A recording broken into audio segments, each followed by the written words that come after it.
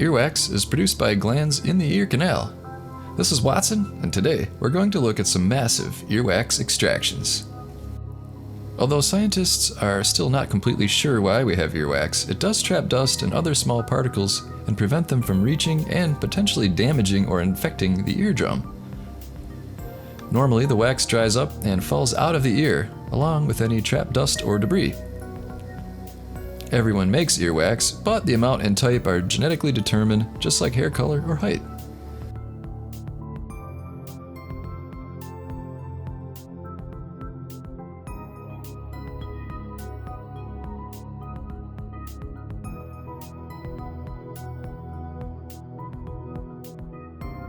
There we are, we're just getting a little bit more movement to it. There you go. And as it comes out, it actually almost touches the camera, so we move the camera slightly. There we go. We will show you this wax at the end. I've got a shot of it next against the ruler so you can just see as it goes past. Lovely shiny eardrum.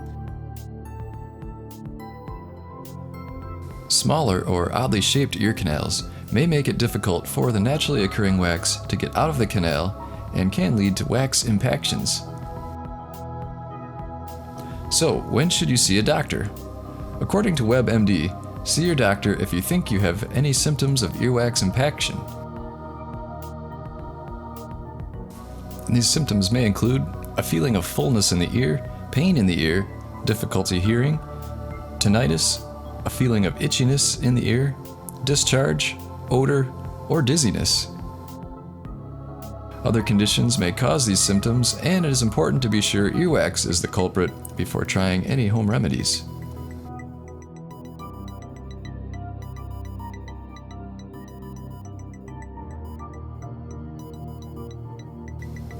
Personally, I enjoy an earwax removal kit. I'll put a link to my favorite below, and we'll have more about the earwax curette in a moment. So do you suffer from earwax? Leave a comment below with your earwax stories.